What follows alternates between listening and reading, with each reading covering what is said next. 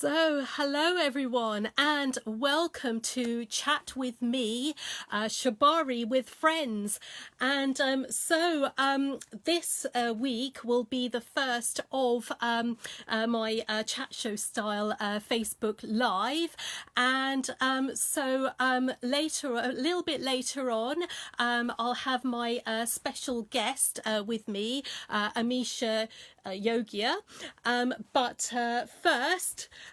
First of all, in the news this week, Boris Johnson's top advisor, Dominic Cummings, gave his side about breaking the lockdown rules in his own press conference. He clearly the press gave him quite a beating. He clearly didn't see that coming, unlike his trip to Barnard Castle, where he wanted to test his eyesight.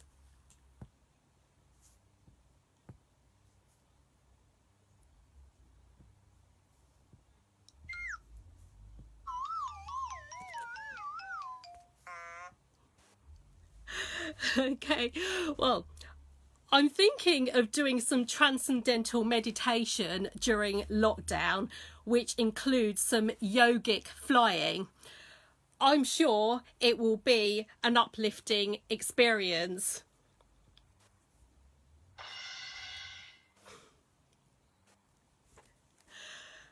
I learnt a new word this week. It was during a Zoom yoga class.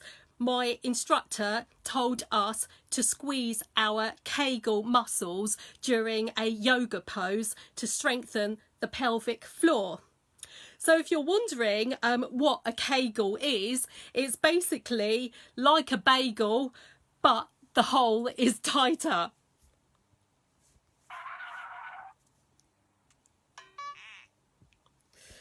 Oh dear. Well, moving swiftly on, let me get our special guest on, and that is Amisha. So hello Amisha, hi. Oh, hi Anjali, hello, how are you today? Hi. Who else has joined us? Hello Sheila, how are you today? Hi. So yeah, if Amisha could just say hello in the box just here, and then in the comment section I can just bring you in, Amisha. So if you could just say a hi, hello, so I can just I'll just bring you on and then add you, and then yeah, so you'll be on in yeah, it's connecting. Woo! Hey. Hello. Hello Hi, Amita. Shamari. Hi, how are you? I'm good, thank you. How are you? Yeah, Hey, how are I'm you doing? good. I'm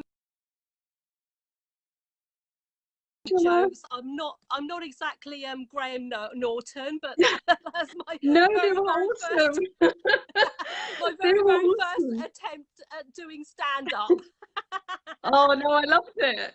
I was watching it and I was laughing. I liked it. Thank you. You did a great Thank job. you. So Yeah, more of good on that you. in the upcoming weeks. How has your day been, Amisha? Yeah, it's been good. It's been good, thank you. Just Hi so Huey, how nice to are have these you? heat waves. Sorry. No, it's just lovely having these heat waves, it's so Yeah, nice. I'm really enjoying yeah. that at the moment. Oh So yeah, yeah, just yeah, spending yeah, time in the definitely. garden and yeah, kind of Yeah. lazy. I like it. So yeah, just chilled Yeah. out days. Oh yeah, and like it is important to soak up vitamin D, and we have quite a sort of like lack of that in well, being in Britain, and yeah. So Shoma said, I missed the beginning. Sounds funny. Yeah, you can watch it on on catch up or on replay a little bit later. So again, once again, I do apologise for my crap jokes, but hopefully they will get better, as time goes on. So thank you very much for joining us, Amisha. I first met Amisha a few years ago. We met at a friend's vegan cheese and wine party, and Mhm. since then, we've become friends, and yeah, and so Amisha is also a vegan, and so today she'll be talking about her. I'll be asking questions about her vegan journey and her interests, and also about what she does, what she's doing, about self care during the lockdown. And first of all, Amisha, when did you become vegan, and what made you go vegan? Okay, well, it's been 4 years now, actually. So we're in May, right? Who knows Yeah, with this we're lockdown in May. situation? We're still in It's 2020. 3 months. Yes. But It's like, yeah, so please get to the end of the year. We I we know, can't wait for right? 2021 to happen. Exactly. I'm done with 2020 already. Yes.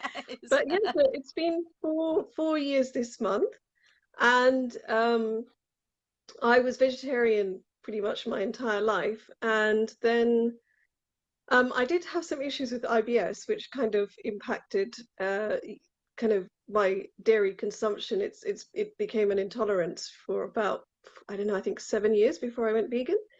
But it was this video by, I think she's a famous YouTuber, Erin Janis, and in the vegan world, and she did this very powerful, impactful video, actually showing what goes on in the dairy industry. And I wasn't expecting, I thought it'd be a conversation, but when I saw that footage, I think that was really hard to watch. And that was basically it, like overnight. So yeah, then made the Mm, change from there. Never looked back. fantastic. Fantastic. And so, what would you say is one of your sort of favorite dishes, favorite vegan dishes? Ooh, hard to say. I think there's quite a lot because there's just so much lovely stuff. Um, a lot of the things that you might think can't be veganized actually can be, and so you just get some fantastic treats like burgers and chips and things like that. But I'm a total pasta girl, so anything that contains pasta, I'm happy. So yeah, that's I would say favorite meals, pasta all the way. And what do you put in your pasta usually? I mean, do you like things like sort of meat substitutes like vegan Mm. sausages, or do you like prefer just to have veg, or what do you kind of what's your preference when you make your pasta dishes? Okay. Well, I think the meat substitutes are awesome. Although for me, because I've not grown up with a lot of meat, like it's very limited. Mm. So, yeah, there might be a couple of things like sausages or whatever, which I like the substitutions, but I'm just not used to. I've never been used to the taste of meat anyway. So yeah, I think for me it's more like veggies, things like that. I have tried to make a couple of times like a vegan version of a carbonara, which is that they Mm. just making it creamy with like a cashew cream type of mushrooms. I love mushrooms, Mm. so that's been quite good. But it was I'm still mastering the art of cooking, so And how it do took you me a make your while. cashew cream sauce? I mean, do you follow a particular recipe for your cashew cream sauce? Yeah, I mean, there's a few good recipes out there. I think one time it was Delicious Yella. She had a recipe out for that, and I think Bosch have done one as well, so I think I've tried theirs. So yeah, but it's quite nice. It's you just kind of soak the cashew nuts, and then I'm just trying to remember. It's been a while. um, and then you can just blend it in your blender, and you add in a couple of little ingredients. So you can make it really extra nutritious. You can add something like sweet potato in there, which you wouldn't think would be nice, but actually it's so good. it can work out really, really well. It just tastes so lovely. So yeah. Mm. So I've got a comment, Sonia Brewer. Hello, Sonia. She's just commented, I just fed an Argentinian meat eater with a vegan dish and he liked it, took second helpings and took some home. That's fantastic. So, That's you know, awesome. the thing is, veganism has really sort of taken off, I would say, in the last 5 years. Yeah, Shoma is really saying good. love sweet potato. Yeah, very good, very very nutritious. So you've Okay. become vegan at the right time, really, because I was you know, just for gonna say, me, yes, exactly. I There's so planned much it choice. perfectly. Yes, there's so much choice now, and you know, when Yeah. I became vegan 23 years ago, it was a lot harder. I had Mm. to go to the health food shop, you know, just to get things like soya milks and you know, sort of like and there wasn't that much available. I did used to really love this soya milk brand called Vita Soy, and to this day that was the best one that I've actually ever tried, but unfortunately it's not available anymore. But I remember one of the other very first plant milk, a It's Plamil frozen. pea protein milk. Oh my god, that was awful. That just tasted like it just tasted like cardboard. It was so bad. So Bijal, I can hello imagine. Bijal. Yeah, so Bijal says, I love using soya mince spaghetti bolognese. So is that something that you like as Nice. well? Yeah. Is Soya mince. I struggle with soya a little bit because Oh I have yeah, a bit of yeah. intolerance to it. Yeah, so I can Mm. have it in small portions sometimes, but not in the sort of like larger things like burgers or mince or things like that. I can't have Because you're soy milk, gluten etc. free as well as being a vegan, you're gluten free as well. So Really trying to fix, what yeah. kind of things do you avoid? You know, you're saying that you have to avoid soya, but I guess also things like wheat Mm. and you know, things like couscous and that kind of thing. Do you have to avoid all those as well? So it was like that for a while. Gluten's always been a bit up and down. I've been lucky to get some really, really good results. You know, had a quite a detailed blood test, and I don't appear to have an intolerance according to the blood test. So I think so. So that's been quite a relief. It means I've been able to add a few more bits into my diet, and I figured out that some of the symptoms were something else. But I did have a period where I was trying to go, both gluten-free and soya-free. Mm, So that it's tough on top of being vegan as well. But mm, I think now it's just so much more doable. It's really mm, easy. There's a lot mm. out there. Yeah, So yeah, it's yeah, really, really definitely, a lot out there. And I definitely. wanted to say as well that, I mean, I credit, people like yourself who started when Oh, thank veganism you. wasn't really a trend. And yeah, it's just incredible, actually. You've just stuck with it for over 20 years, so that's amazing, so you, Thank you you. really made it work where there's just nothing around. The convenience is very easy here in London. So, Oh, it does make such a difference now. yeah, definitely. I mean, there was a time when, like, I really wish that you would be able to get something like, you know, all the different ready-made meals that you can get from Mhm. yeah, like well, not just in health food shops, but yeah, like in M&S you got vegan sandwiches. You know, you've got all these Yeah. ready-made meals, and I used to think that you know, how hard can it be to make a vegan sandwich? That's So exactly. yeah. yeah, it's kind of crazy now, that like that they wouldn't, like that it wasn't available before. So I'm just reading out some comments. So Sonia Brewer said, I fried some raw potato cubes in oil, took it out, then I fried tofu coated in corn flour and normal flour, took it out. Then I fried onions and added celery and kidney beans cut. Then I added a spice that is normally used for meat, some sort of paprika, smoky meat slices, Hello. meat spices, I should say. Then put it all together and served with rice. And he didn't even know it was vegan until I told him. So yeah, that's fantastic. Have you had any meat eaters round where you've kind of fooled them into, and cook for them, and then kind of fooled them into cooking something that is vegan, but haven't told them that it's vegan?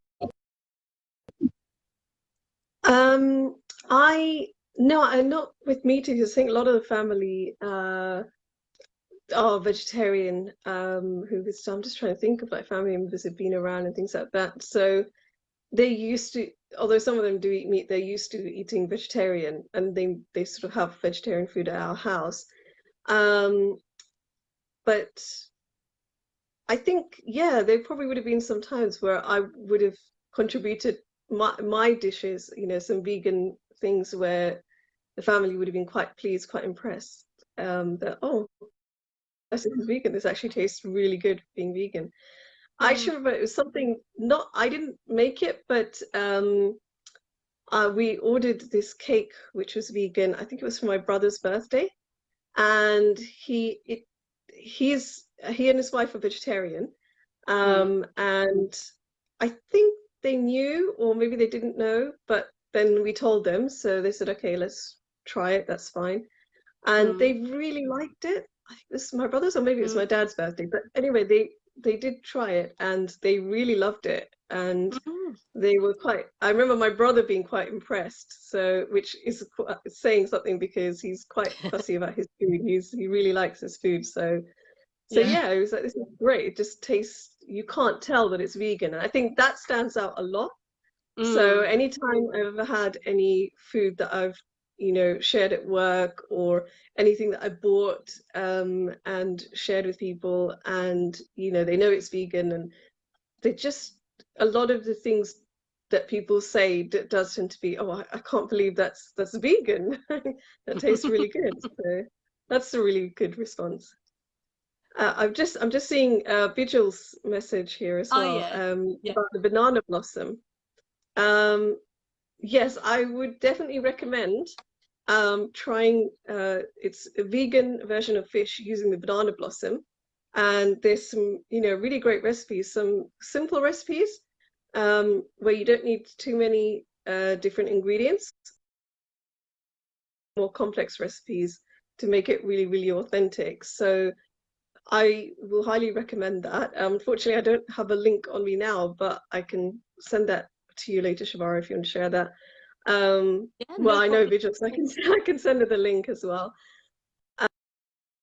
And there's also something. It was. I'm just trying to remember. I think it came from Nature's Charm, who produce coconut milks, all the vegan coconut milks, and all the vegan sauces and things like that made from coconut milk. They for a banana blossom paella. So that just looked Mm. amazing. So it's basically, really gorgeous paella.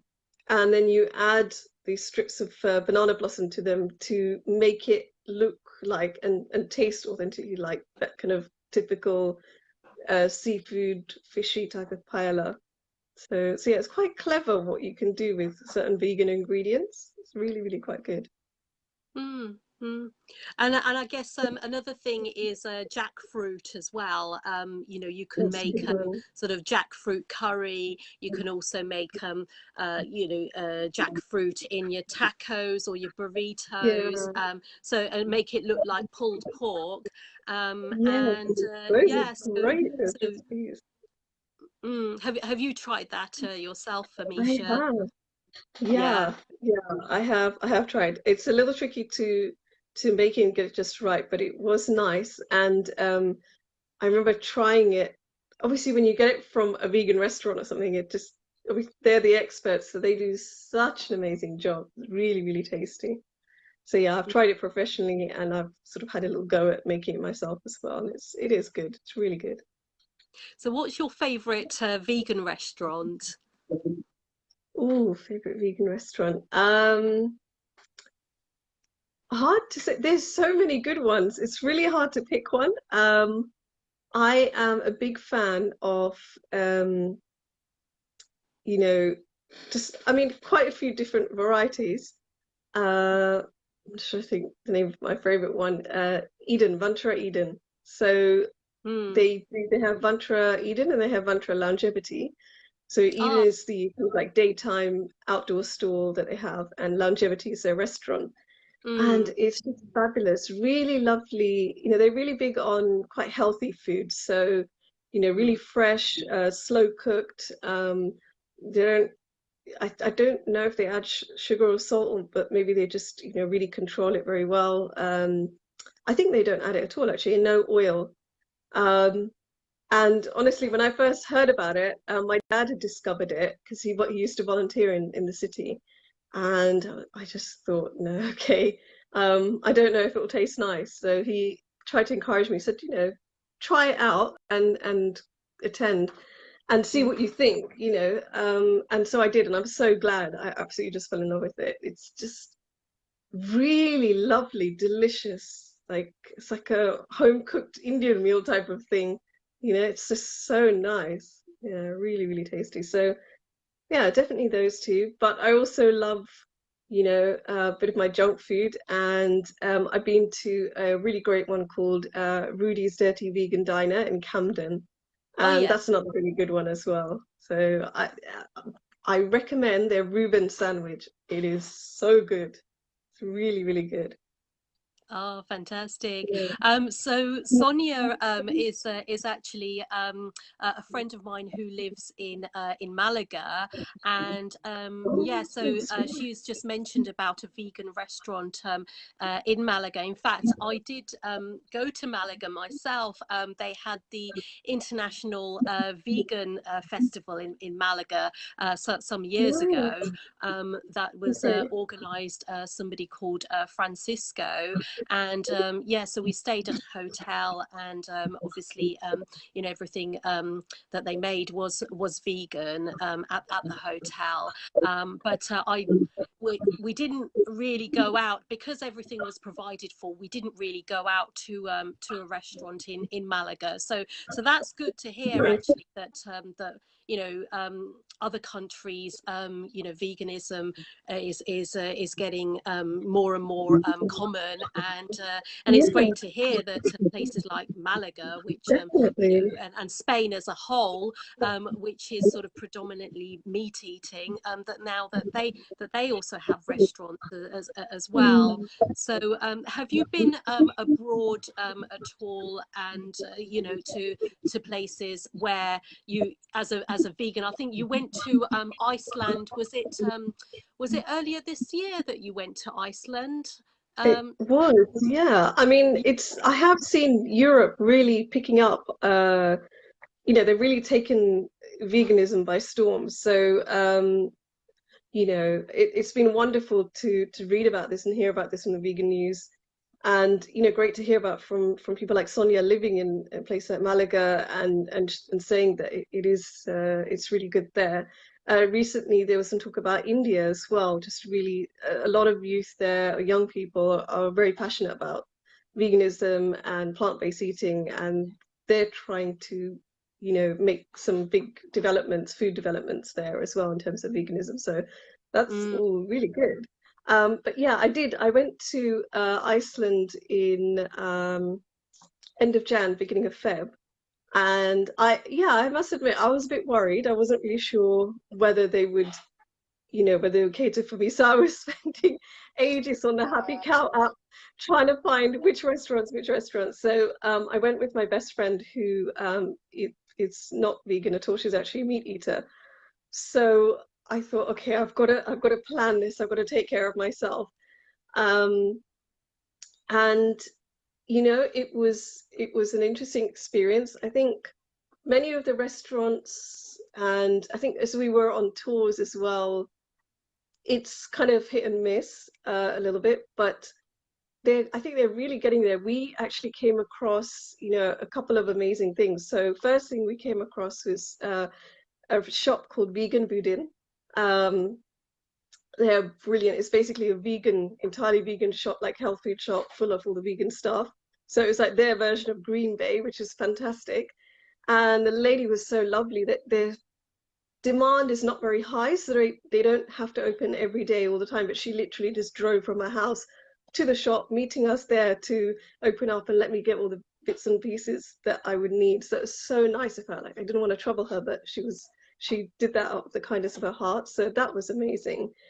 Um, and then there's this stunning restaurant I highly recommend for vegans to go there. It's called Von Mattheus. I'm not sure if I'm pronouncing that right. I think it's Matttheus. Bar Von Mattheus is called. It's not actually a vegan restaurant, but they had vegan options there.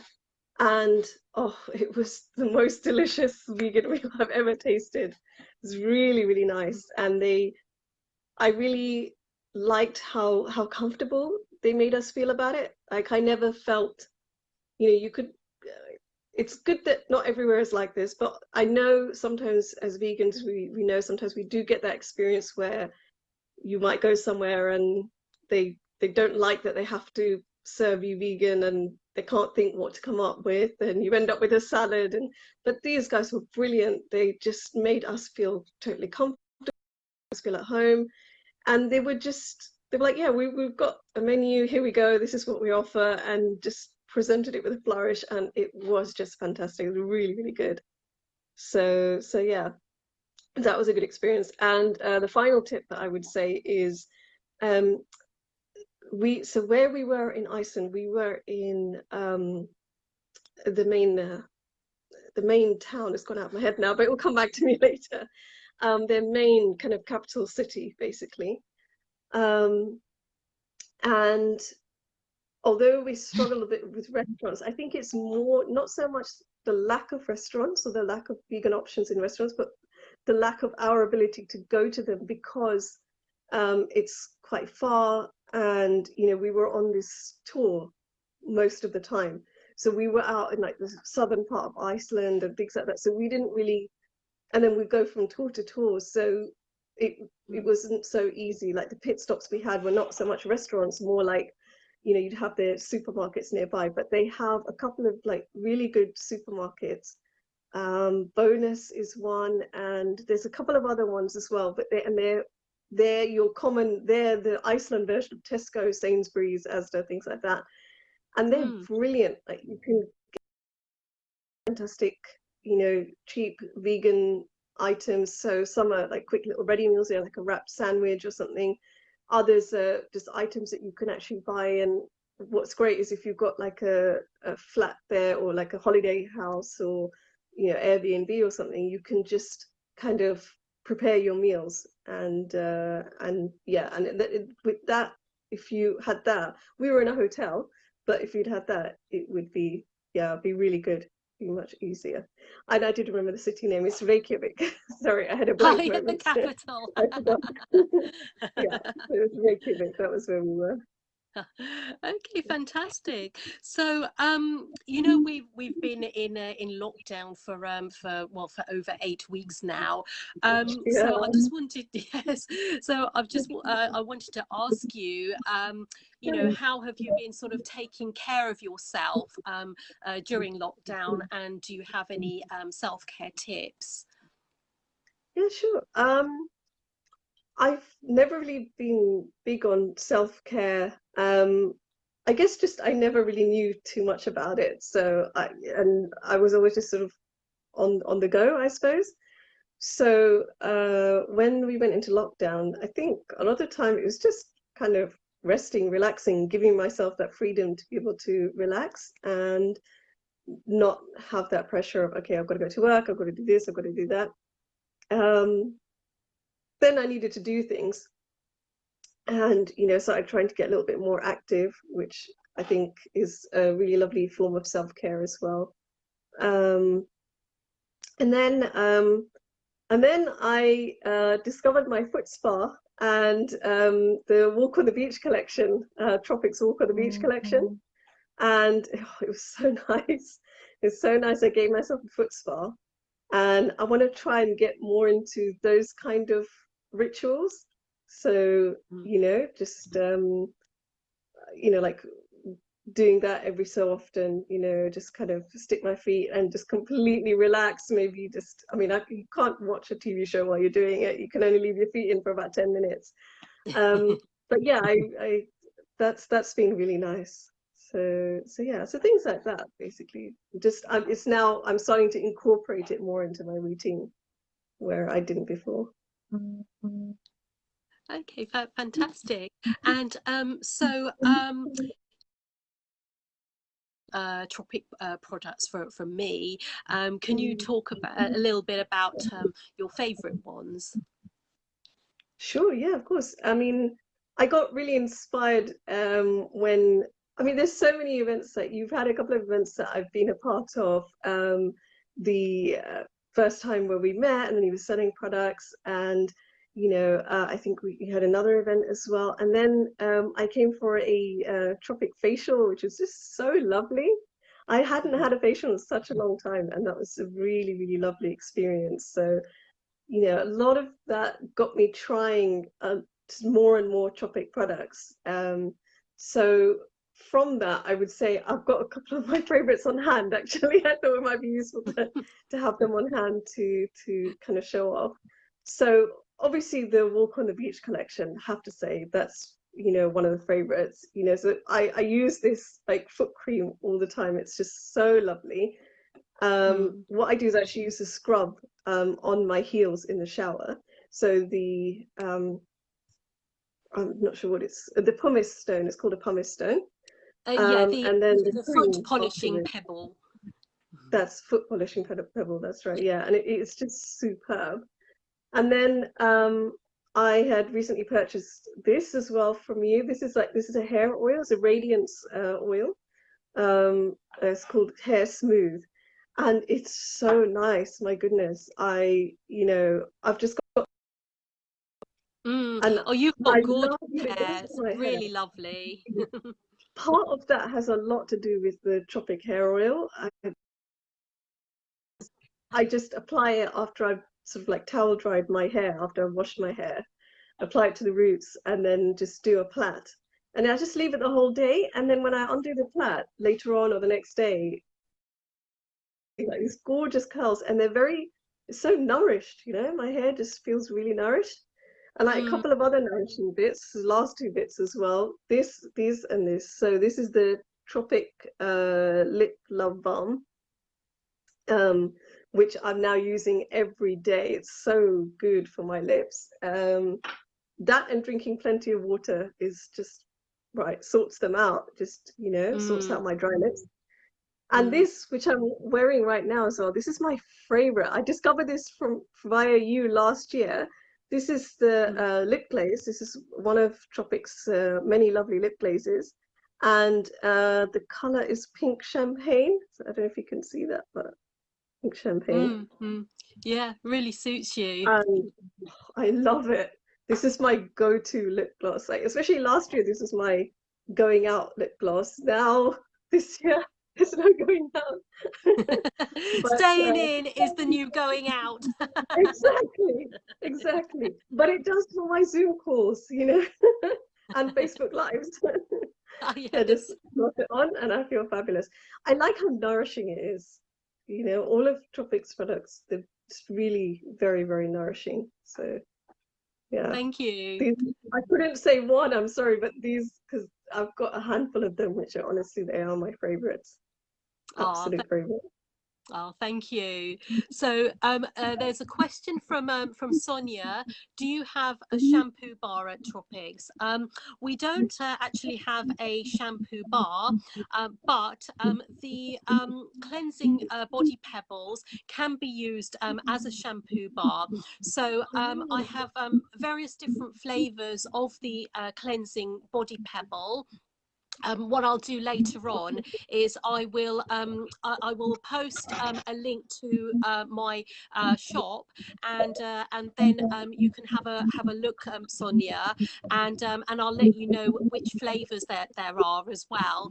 So we've got the main flavor, and then we've also got a mojito flavor, and we've also got a Bellini flavor, and then we've also got another one which is another cocktail one. I can't think of at the top of my head, but I will write all those down, Sonia. And the great thing is, Sonia, is that we do international delivery as well. So as long as you type in my name, Shibari Saha Northolt, as your ambassador, when you create a customer account, yeah, that's absolutely fine. This is so that head office knows that that you're my customer, and it will be delivered from the central warehouse to your place. So yes, Spain is one of the countries where we do deliver to, as well as other countries as well. So yeah, I can put a list actually of the countries where we do deliver to. In terms of other hair products, we do a clarifying hair wash, which is for greasy hair, and that is a foaming hair wash. And we also do a nourishing hair cleanser, which doesn't foam, which is for dry hair, and that's really good as well.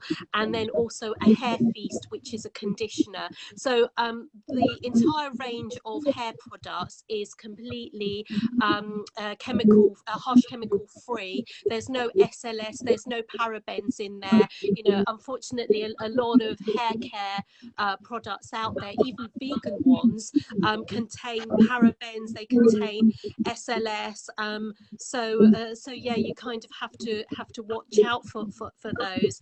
So Amisha, you have sensitive skin and also a sensitive Yeah, scalp as well. So you know, you also have to be careful about the kind of brands that that you use. Yeah. So yeah, and so you know, like you're having to watch the ingredients, you know, like read labels, even if the product says that it's vegan,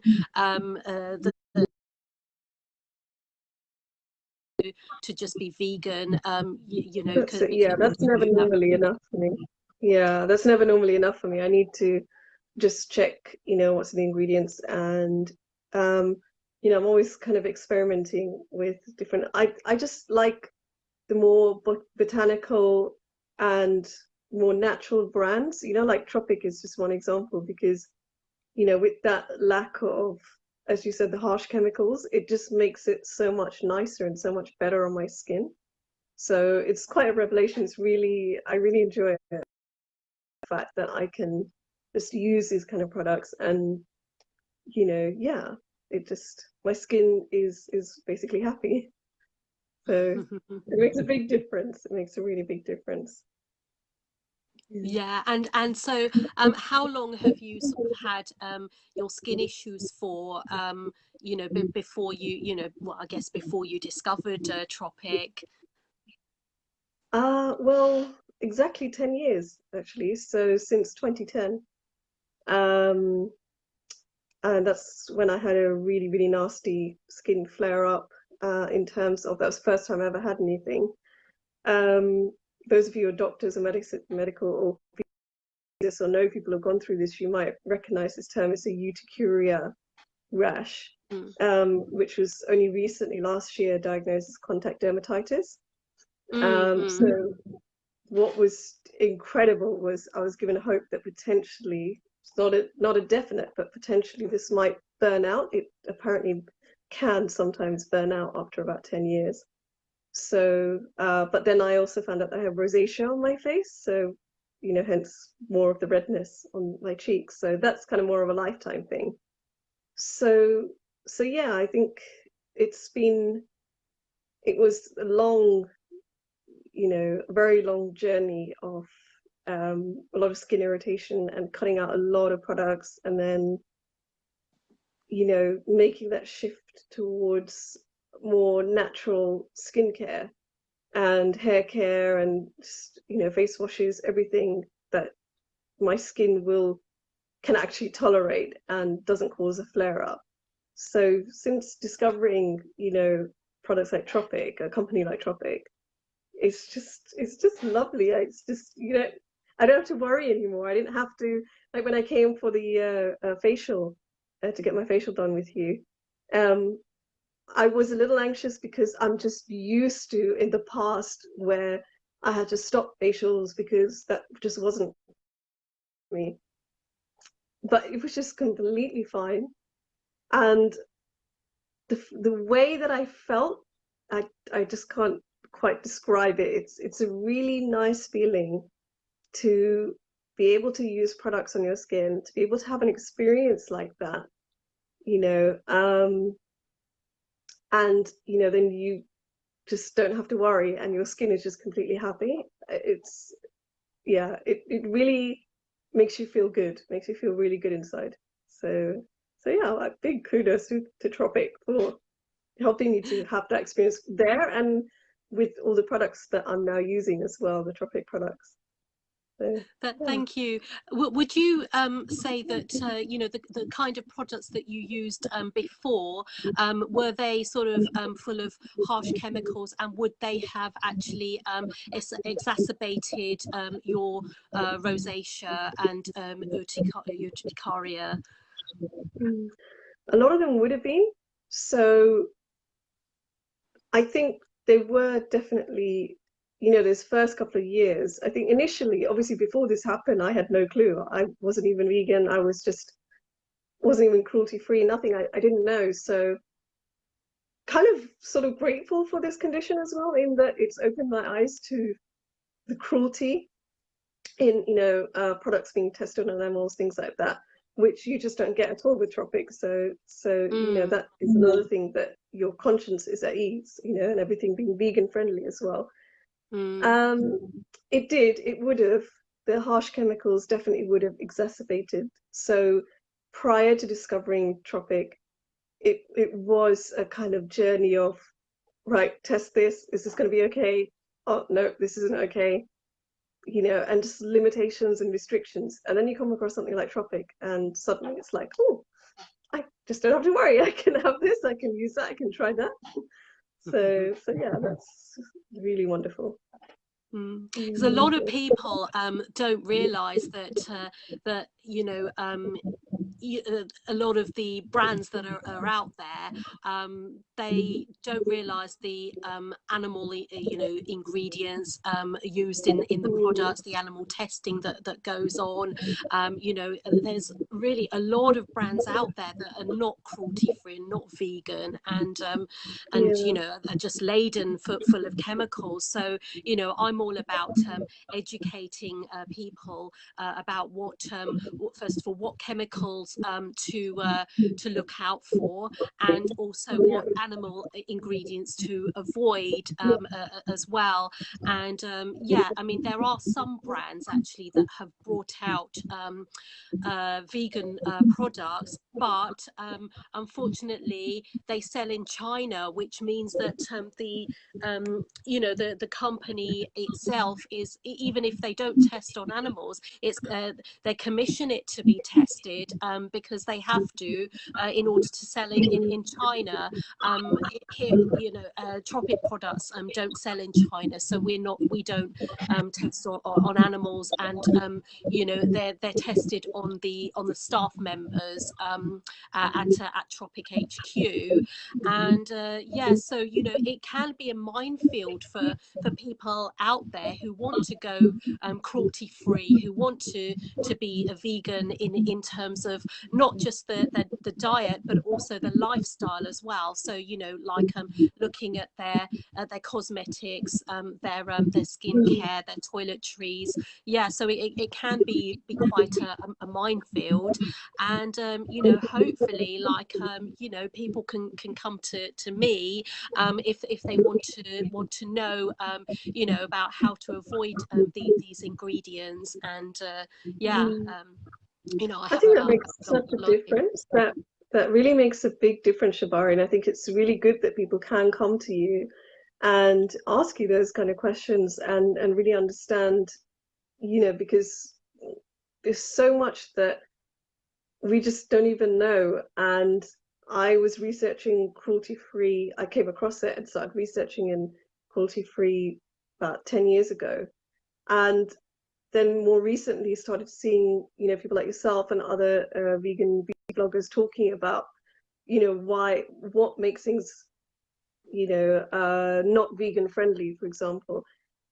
And it just, there's things I didn't even know then. So it's really an eye opener. It's really an eye opener. So yes, I think it's definitely good that people can approach you and ask you about things like that. Thank you. So we've had another question from Sonia. We use diet and lifestyle and herbs to treat urticaria and rosacea with Ayurveda. So Sonia is an Ayurvedic consultant, and so she uses various herbs. So can you mention in the comments section what kind of herbs that you use to treat those things? I don't know if you've tried anything herbal at all, Amisha, to treat those skin conditions. I did some years back. I think at the beginning of the condition, but I think it was very strong then. What's really beautiful about herbs and Ayurveda, and you kind of need a sort of strong will for this because my uncle was a herbalist, so he talked to me about it and he suggested, you know, a couple of options. And what these treatments do is but obviously, Sonia, correct me if I'm wrong, this is what I've understood from him. It brings things out, which is the idea of toxicity remaining in your system. So it's tough because I think with the allopathic medicine, which I think is superb, but I'm a, you know, big supporter of like both, like natural medicines and allopathy and diet and lifestyle. All of it can just make a great difference to people's lives. But often the solution starts off as it's like, you know, suppress, you know, and focus on the symptoms. And with naturopathy, it's like bringing that out. So sort of almost like teaching you to like really be present with those symptoms and just let all of that come out of your system. It's sort of gone. At that time, I think I wasn't really ready for that. And I found that really difficult. So it was hard to deal with it and then it all coming out. But I can, you know, with time, I can really understand the ultimate goal, the ultimate purpose of it.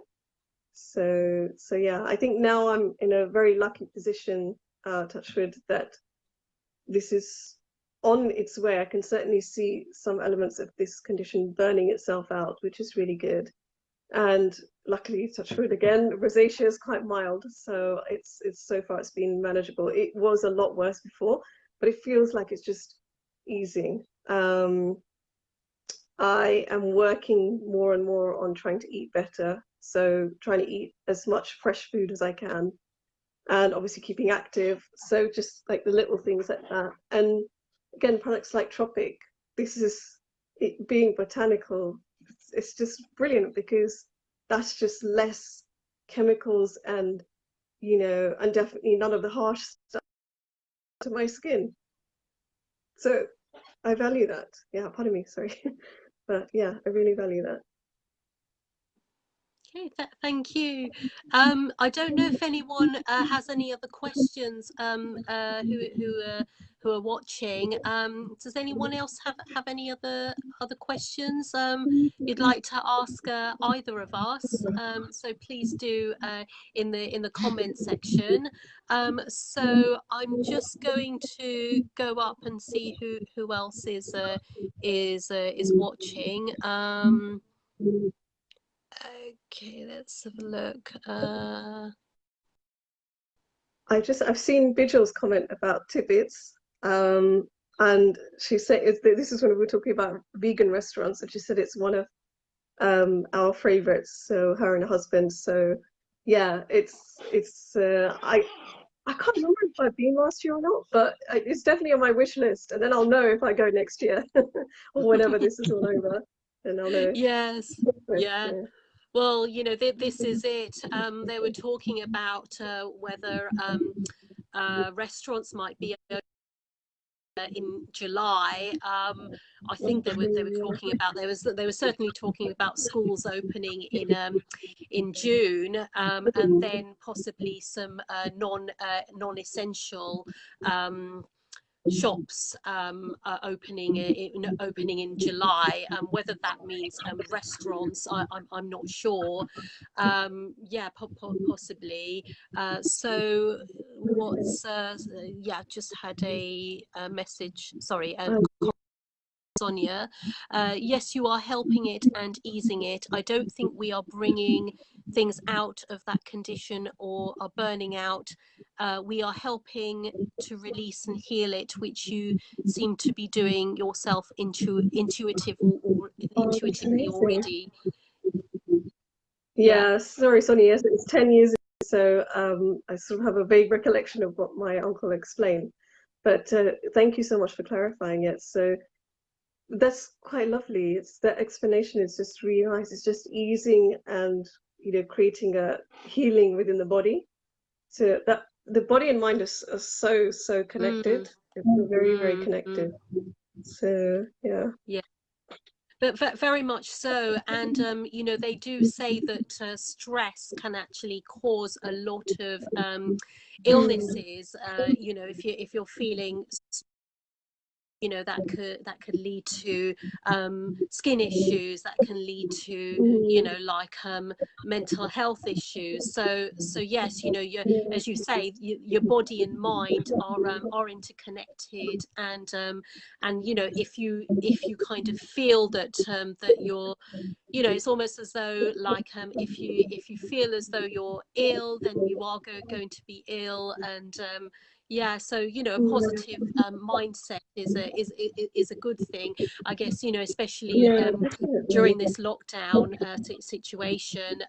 You know, it kind of, although the lockdown has eased slightly and there is a plan in place, it's kind of like the unknown and the fear of that. And we, you know, and that can actually you know, induce flare-ups and that kind of thing on, you know, on people's skin, and you know, When it especially comes if to you're skin. sort of prone to that. Yeah, yeah. Yeah, 100%. I mean, the state of the mind and then the body just kind of reacts to it. And this is something that allopathic medicine is discovering quite a lot. Like I've seen a lot of the um, GPs and doctors out there talking about how, there's such a connection. I not to add to my list, unfortunately, but there is an additional thing. I'm also pre-diabetic.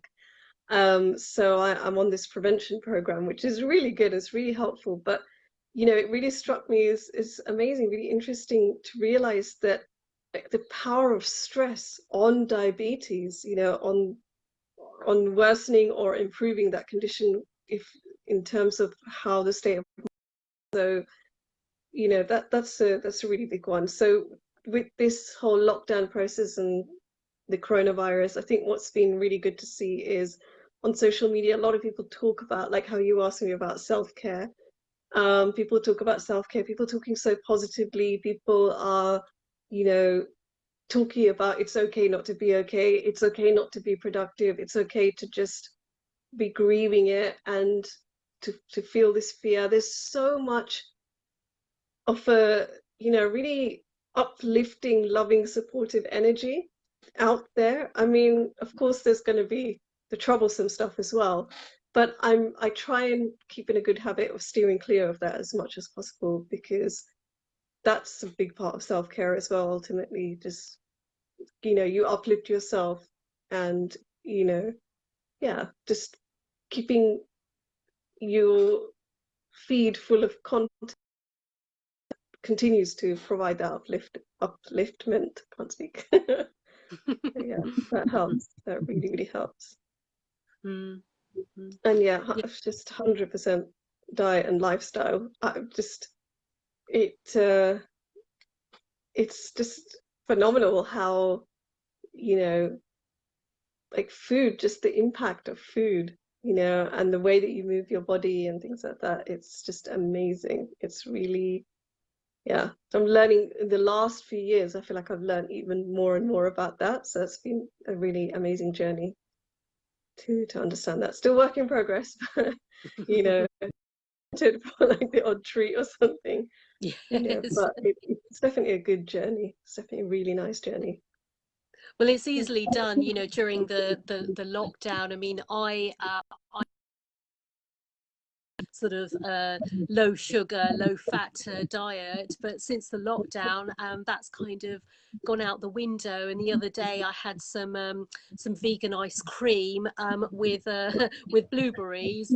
It was a Swedish glacé one, and yeah, and like I just think that I'm probably undoing some of the good that I've done, but yeah, you know, like I just want to indulge you know, in the sort of odd occasion, really. And my Yeah, that's nice. another weakness of mine is like I do love the Applewood vegan cheese. I have to say it's probably one of the Nice. best vegan cheeses that's out there, and I love putting it on say like a potato cake, and then, you know, grilling it, and just having it like that. And yeah, so, and I Nice. know it's full of fat, but yeah, I mean, I have been indulging myself, to be honest.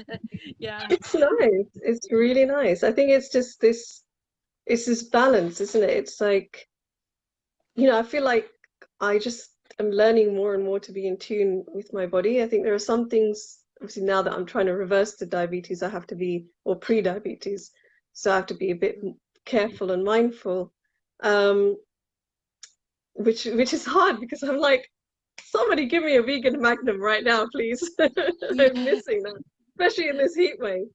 Um, Mm. but there are ways around it. For me, I'm finding there are ways around it, which is quite good. But I also feel like it's nice to kind of having that balance. And I think this is one of the things I got from the coach as well, you know, where you're just, you know, you're consciously eating, and, you know, I'm feeling mindful.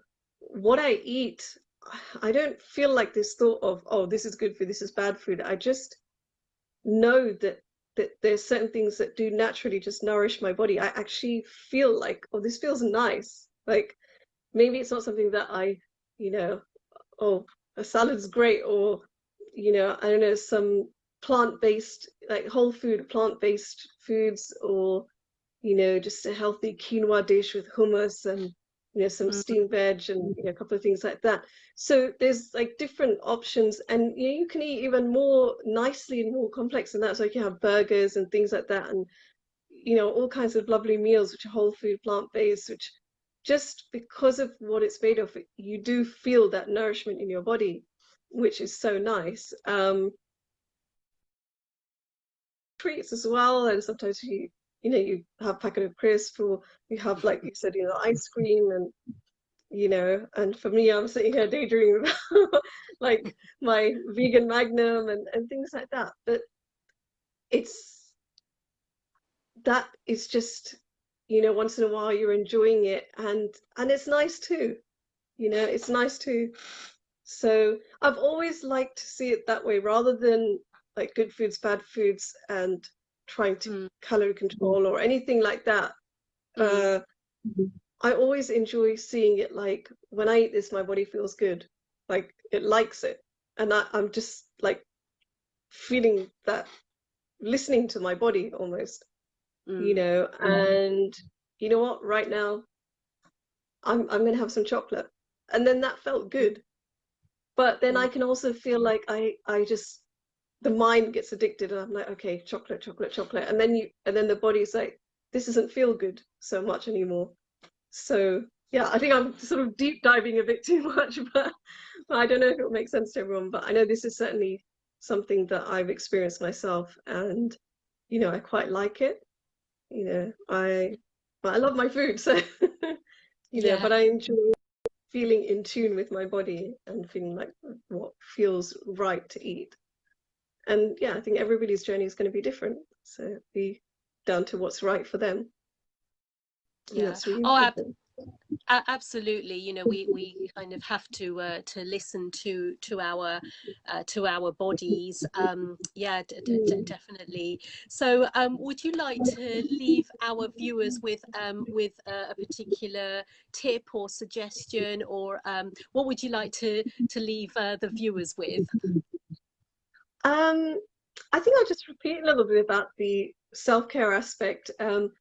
So in terms of right now, we're going through, you know, a really, you know, unpleasant situation with this virus, and you know, the news is kind of pretty much 24/7 coronavirus and whatever the government's doing and all sorts going on. So it can be quite overwhelming. So just be kind to yourself is what I'd say. Just that's so important. Be kind to yourself.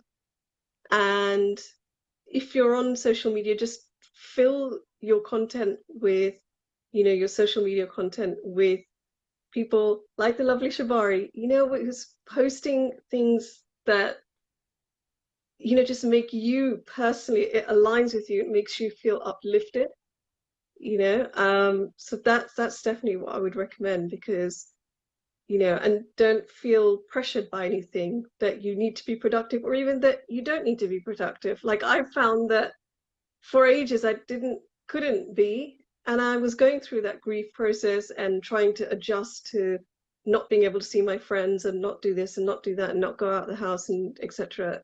And now I'm sort of adjusting to the situation, and I feel like I need to do things, and it feels okay. It feels totally fine. So I'm like, okay, that's what I'm going to do because that just feels right for me. So listen to you, and yes, definitely just be kind to yourself, because that's really the most important thing. And reach out as well, you know, get in those Zoom calls with friends and family, because it's such a nice thing. It's that for me that's been great in keeping me connected as well. So yeah. Absolutely. Yeah. Well, thank you very much for joining me, Thank you Amisha. for having me. Oh, you're welcome. It's been such a pleasure. Thank you. Yeah, it's been great So, fun. yes. So yeah, and so to my fans out there, I'm hoping to do this every week, and so I'll let you know details of next week's chat show coming up, and so until then, bye bye. Bye. Bye.